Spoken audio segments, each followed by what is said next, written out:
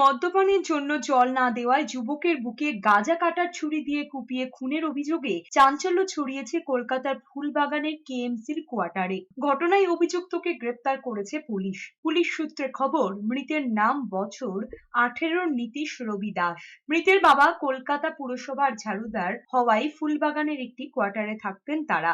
জানা গিয়েছে, প্রতিদিনের মতো রবিবার রাতেও কোয়ার্টারের ছাদে শুতে গিয়েছিলেন ওই তরুণ। রাত 12:30 নাগাদ ছাদে পৌঁছান আকাশ হরি নামে ওই কোয়ার্টারেরই এক আবাসিক। অভিযোগ, ছাদে গিয়ে নেশার ঘোরে নীতিশের জলের বোতল মাটিতে ফেলে দেন আকাশ। নীতিশ আপত্তি জানালে তাদের মধ্যে ঝামেলা শুরু হয়। তখনই আকাশ গাঁজা কাটার ছুরি দিয়ে নীতিশের বুকে পরপর বার কয়েক কোপ মারেন বলে পুলিশ সূত্রে খবর। এরপর আকাশ সেখান থেকে পালিয়ে যান। পরে নীতিশের রক্তাক্ত দেহ উদ্ধার করে এনআরএস হাসপাতালে নিয়ে যাওয়া হলে চিকিৎসকেরা তাকে মৃত বলে ঘোষণা করেন। এদিকে রবিবার রাতে রাজাবাজারের মোড়ে 3 যুবককে চপারের কোপ মারার ঘটনায় উত্তেজনা ছড়িয়েছে। এরপরেই পুলিশি নিষ্ক্রিয়তার অভিযোগে আমাস্ট্রিট থানার পুলিশকে ঘিরে বিক্ষোভ দেখান স্থানীয়রা।